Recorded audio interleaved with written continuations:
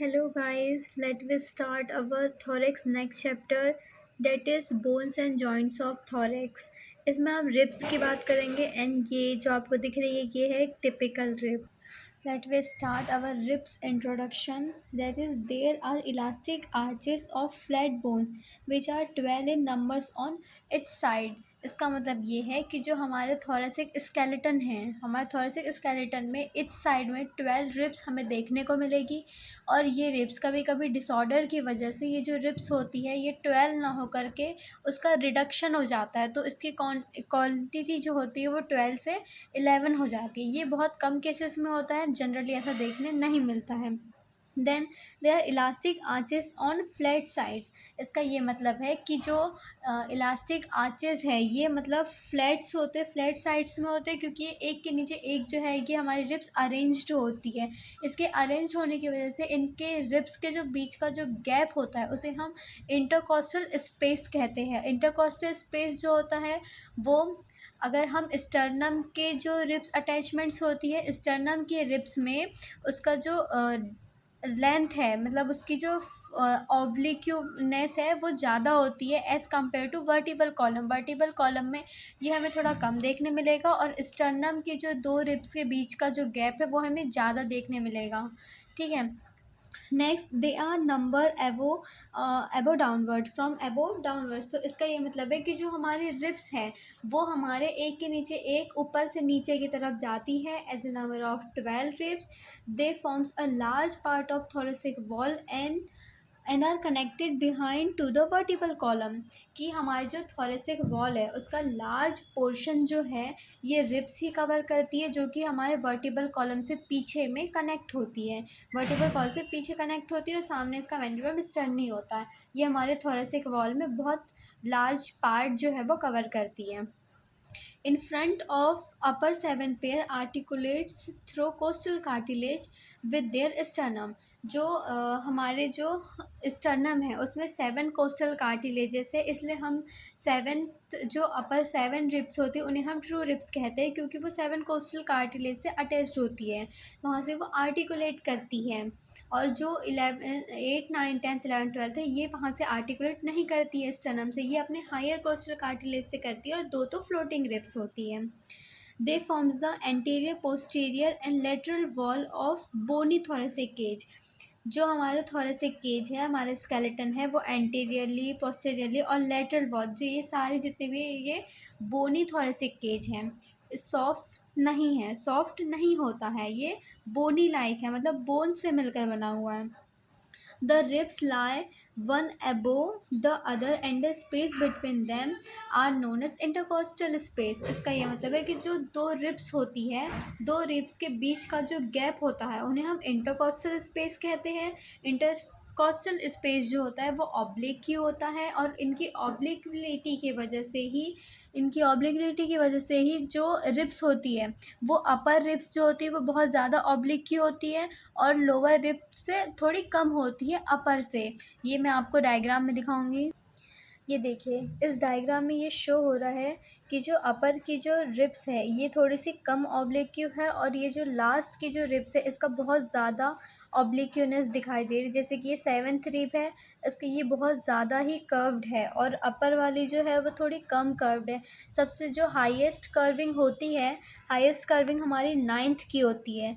9th के बाद से जो 10th 11th और 12th, ये जो है 10th 11th और 12th ये डिक्रीज़ होने लगती है, लेकिन सबसे ज़्यादा कर्विंग हमारी 9th की होती है, 9th वाले की. और ऐसे देखा जाए तो फर्स्ट वाले की कम होती है एज़ कम्पेयर टू लोअर में. लोअर में जैसे जैसे हम आते जाते हैं तो इसकी ऑब्लिक्यूबिलिटी बढ़ती जाती है. अगर हम रिब्स की लेंथ की बात करें तो जब हम ऊपर में रहते हैं ना तो लेंथ जो होती है फर्स्ट से 7 तक के, मतलब फर्स्ट रिब से 7th रिब तक के इंक्रीज़ होती है. उसके बाद में 7 से ये 8 9 10 11 12 यहाँ पे ये कम होती जाती है. इसकी लेंथ मतलब लंबाई कम होती जाती है. उसके बाद में अगर हम ब्रीथ की बात करें तो जो ब्रीथ होती है वो ऊपर से नीचे आने पे डिक्रीज़ होती है. पर फर्स्ट से लेकर के 10 तक के ये जो है, फर्स्ट से लेकर 10 तक के की जो ब्रीथ होती है वो एंटीरियर एंड में तो ज़्यादा होती है लेकिन पोस्टीरियर में कम होती है ना. एंटीरियर एंड में जिसकी जो ब्रेड्थ है, चौड़ाई जो है ये ज़्यादा दिख रही है, लेकिन पोस्टीरियर में यही कम दिख रही है।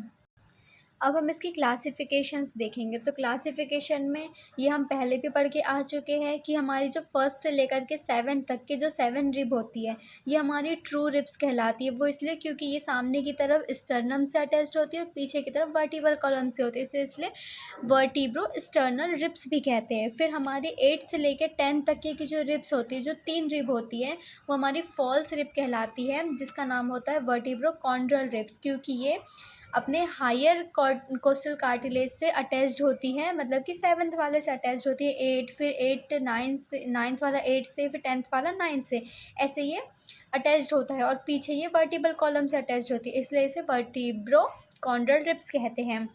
फिर जो 2 रिब्स होती है 11th और 12th रिब्स, ये हमारी वर्टिबल से बस अटैच्ड होती है, बाकी ये फ्लोट करती हुई दिखाई देती है सामने से, इसलिए इसे वर्टिब्रल रिब्स भी कहते हैं, फ्लोटिंग रिब्स भी कहते हैं।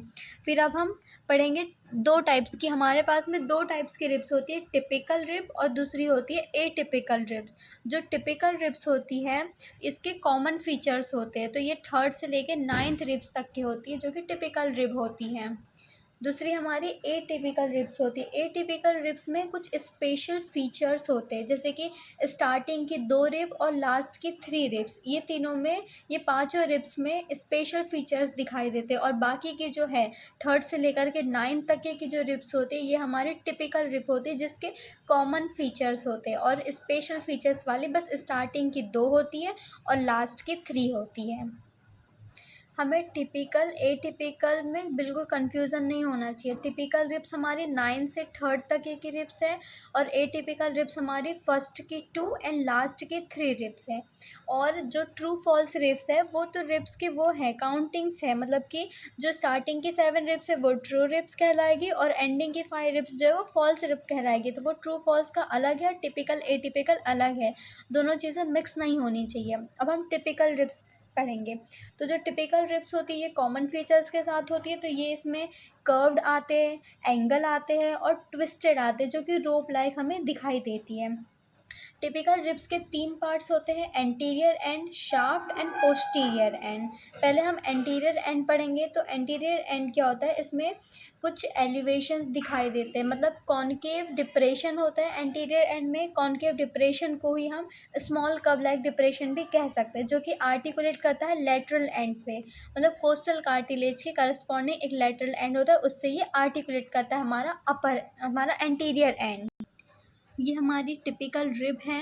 ये जो हम देख रहे हैं, ये कॉनकेव कर्व है, एक डिप्रेशन हमें मिल रहा है, तो ये कॉनकेव कर्व है। तो ये हम इसका एंटीरियर एंड देख रहे हैं, एंटीरियर एंड मतलब कि सामने का पोर्शन, तो ये हमें दिख रहा है कॉनकेव डिप्रेशन। और ये जो है फैसेट्स, ये सब पोस्टीरियर के हैं, ये पोस्टीरियर एंड्स में आएंगे। और ये रहा इसका शाफ्ट, जो कि शाफ्ट में ग्रूव होता है, जिसे कोस्टल ग्रूव कहते हैं। ये पोस्टीरियर में है, हेड, नेक, एंगल। और जो टिपिकल रिब होती है हमारी, ये मोस्टली अपने एंगल से ही ब्रेक होती है। इसकी बहुत ज़्यादा प्रोबेबिलिटी होती है कि अपने एंगल से ब्रेक होगी। और जो स्टार्टिंग की जो 2 रिब्स होती है, फर्स्ट एंड सेकेंड रिब, ये अपने एंगल से ब्रेक नहीं होती है। और एंडिंग की जो 3 होती है, ये भी नहीं होती, इनके चांसेस बहुत कम होते हैं। लेकिन जो टिपिकल रिब्स होती है 3rd से लेकर के 9th तक के, ये सभी रिब्स जो है सब कॉमन फीचर्स के साथ होती है, और ये अपने एंगल से ही ब्रेक होती हैं। अब अगर हम इसके शाफ्ट की बात करें, तो इसका जो शाफ्ट होता है, ये थीन और फ्लैट होता है, कर्व्ड बेंड होता है, ट्विस्टेड मतलब खुद ही से ट्विस्ट कर जाता है। इसकी 2 सरफेसेस और 2 बॉर्डर होती है। 2 सरफेसेस होती है आउटर एंड इनर, ये जैसे कि ये डायग्राम है। तो इसकी जो 2 सरफेसेस है, ये है आउटर वाली, ये आउटर सरफेस है, और ये है इनर सरफेस। और इसके 2 बॉर्डर हैं, upper border and lower border. ठीक है, 2 बॉर्डर्स दिखाई देंगे। अगर हम शाफ्ट के सरफेसेस की बात करें, तो इसकी जो आउटर सरफेस होती है, ये कॉन्वेक्स होती है और स्मूथ होती है। कॉन्वेक्स का मतलब कॉन्वेक्स जो बाहर की तरफ निकला हुआ हो। ठीक है, ये हमने एंटीरियर एंड पढ़ा था, जो कि कॉनकेव था, उसमें कॉनकेव डिप्रेशन था। हम शाफ्ट पढ़ रहे हैं, तो शाफ्ट की आउटर बॉर्डर जो है, ये कॉन्वेक्स है और स्मूथ है। और इसकी इनर सरफेस जो है, ये स्मूथ है। जो आउटर सरफेस है वो ऑब्लिक्यूलाइन भी है, लेकिन जो इनर सरफेस है ये स्मूथ है। और इसके जो कोस्टल ग्रूव है, वो उसके लोअर बॉर्डर पे ही लाई करते हैं। ठीक है। अगर हम इसकी बॉर्डर की बात करें तो इसकी जो सुपीरियर बॉर्डर है, सुपीरियर बॉर्डर इसकी राउंडेड है। अगर इन्फीरियर बॉर्डर की बात करें, मतलब सुपीरियर का मतलब upper border and lower border, तो सुपीरियर बॉर्डर कह सकते हैं हम अपर बॉर्डर को। तो जो अपर बॉर्डर होती है वो राउंडेड होती है, और इन्फीरियर बॉर्डर जो होती है ये sharp form form lower margin of costal groove, costal groove की लोअर मार्जिन को बनाती है और शार्प होती है। अगर हम इसके पोस्टीरियर एंड की बात करें तो पोस्टीरियर एंड में हेड, नेक और ट्यूबरकल ये चीज़ें कवर्ड होती है। अगर हम हेड की बात करें, पहला हम हेड पढ़ेंगे, तो जो हेड है उसमें दो स्मॉल स्मॉल फैसेट्स जो हैं वो बियर किए हुए होता है, ट्रांसवर्स रीच को सेपरेट करता है, और जो इसका जो लोअर फैसेट्स होता है ये लार्ज होता है। अगर हम नेक की बात करें तो नेक में दो सरफेसेस और दो बॉर्डर होती है। एंटीरियर सरफेस इसकी स्मूथ होगी, पोस्टीरियर सरफेस इसकी रफ होती है। अगर हम बॉर्डर की बात करें तो सुपीरियर बॉर्डर थिन होगी, पतली होगी, और इन्फीरियर बॉर्डर जो है इसकी राउंडेड होगी। ठीक है। अगर वो ये राउंडेड है इसका मतलब इन्फीरियर बॉर्डर इसकी इल डिफाइन है, हम उसे डिफाइन नहीं कर पाएंगे, और वो आर्टिकुलेट करती है स्टर्नम से, सॉरी वर्टिबल कॉलम से। अगर हम ट्यूबरकल की बात करें तो situation on the posterior surface of the ribs, जो पोस्टीरियर सरफेस है रिब का वहाँ से सिचुएटेड होता है ये ट्यूबरकल। अभी मैंने आपको डायग्राम दिखाया था, वहाँ मैंने आपको दिखाई थी पोस्टीरियर सरफेस जहाँ पे हमें दो ट्यूबरकल्स मिले थे, ग्रेटर ट्यूबरकल, लेसर ट्यूबरकल। नेक और शाफ्ट के जंक्शन पे होता है ये ट्यूबरकल, और इसके भी दो पार्ट्स होते हैं। जो मिडिल वाला होता है वो आर्टिकुलेटिंग पार्ट होता है, और जो लेटरल वाला होता है वो नॉन आर्टिकुलेटिंग पार्ट होता है।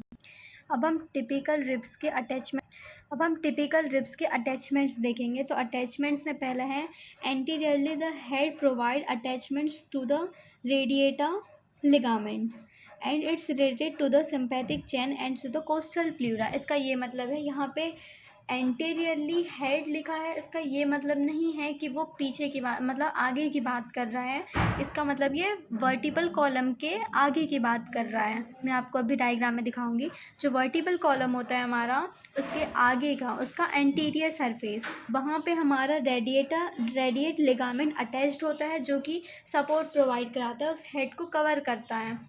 फिर the crest of the head provide attachments to the intra articular ligament to the costovertebral joint. जो हमारा कोस्टोवर्टिबल जॉइंट है उसके ही अंदर, मतलब कि रेडिएटर लिगामेंट साइड में लगा होता है, और कोस्टोवर्टिबल लिगामेंट्स पूरे हमारे नेक को कवर कर रखा है, वर्टिबल कॉलम को कवर कर रखा है इंट्रा आर्टिकुलेट लिगामेंट से। अगर हम नेक के अटैचमेंट्स की बात करें तो एंटीरियर सरफेस जो है वो कोस्टल प्लूरा से कवर्ड होता है, पूरा कोस्टल प्लूरा हमारे नेक को कवर कर लेता है एंटीरियरली। और फिर इन्फीरियर कोस्टो ट्रांसवर्स लिगामेंट्स हमारे पोस्टीरियर सरफेस के रफ पोस्टीरियर पार्ट से अटैच्ड होते हैं। हमने देखा था कि जो पोस्टीरियर सरफेस होता है वो हमारा रफ होता है, और जो हमारा एंटीरियर सरफेस होता है वो हमारा स्मूथ होता है। तो पोस्टीरियर सरफेस मतलब कि रफ पार्ट से हमारा अटैच्ड होता है इन्फीरियर कोस्टो ट्रांसवर्स लिगामेंट। दो लेमिनीज हैं, देखो दो सरफेसेस मिली रहती है हमारे वर्टिबल कॉलम में। वर्टिबल कॉलम की दो क्रिस्ट निकली हुई होती है। क्रिस्ट जब निकलती है तो वहाँ पे दो मसल्स ऐसी क्रिस क्रॉस करती है, तो वही जो दो लेमिनी है वो जब क्रॉस करेगी एक दूसरे के ऊपर, तो वहाँ पे सुपीरियर कोस्टो ट्रांसवर्स लिगामेंट का वो होगा, अटैचमेंट होगा, और ये नेक में, मतलब कि नेक के क्रिस्ट पे होगा। ठीक है। The latter non articulating part of the tubercle gives attachment to the lateral costo transverse ligament. अगर हम नॉन आर्टिकुलेटिंग पार्ट की बात करें, ये हमने अभी देखा था कि जो मिडिल वाला पार्ट होता है वो आर्टिकुलेटिंग होता है, तो हमने मिडिल वाले की मसल्स देख ली। अब हम लेटर वाले की मसल्स देख रहे हैं जो कि नॉन आर्टिकुलेटिंग है। तो जो नॉन आर्टिकुलेटिंग पार्ट होता है लेटरल ट्यूबरकल का, वहाँ पे एक ही अटैचमेंट्स हमें दिखाई मिलेगी, लेटरल कोस्टो ट्रांसवर्स लिगामेंट की। जैसे मैंने बताया था कि जो हमारे एंटीरियर हेड पे हम मीडियली वाले बात कर रहे हैं, तो एंटीरियर जो हेड है, एंटीरियरली जो हेड है वो हमारा रेडिएटर लिगामेंट से कवर्ड होता है। तो ये रही हमारी ग्रीन वाली रेडिएटर लिगामेंट, तो ये हमारे वर्टिबल कॉलम को एंटीरियरली प्रोटेक्ट करती है, कवर कर लेती है। उसके बाद में हमने पढ़ा था कोस्टोवर्टिब्रल जॉइंट, जो ये है रहा हमारा कोस्टोवर्टिबल जॉइंट, जो कि हमारे एंटीरियरली कवर्ड है किससे, रेडिएटर लिगामेंट से। उसके बाद हमने देखा था कि जो हमारा कोस्टो ट्रांसवर्स लिगामेंट है ये हमारी क्रिस्ट पे बना हुआ है, ये हमारे वर्टिबल कॉलम की क्रिस्ट है जो हमने 2 क्रिस्ट पढ़ी थी, फिर ये यहाँ पे अटैच्ड होता है। फिर इन्फीरियर कोस्टो ट्रांसवर्स लिगामेंट ये हमारे रफ पोस्टीरियर सरफेस पे कवर्ड होता है क्रिस्ट के। हमने जो रफ पोस्टीरियर पढ़ा था वहाँ पे हमारा अटैच्ड होगा इन्फीरियर कोस्टो ट्रांसवर्स लिगामेंट।